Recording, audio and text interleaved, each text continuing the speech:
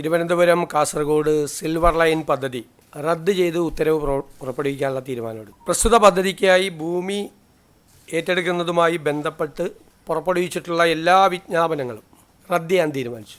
ഡീനോട്ടിഫിക്കേഷൻ. ഏതായാലും പദ്ധതി ഉപേക്ഷിച്ചതുകൊണ്ട് ആ പദ്ധതി കേന്ദ്ര ഗവൺമെൻറ്റും അംഗീകാരം തന്നില്ല.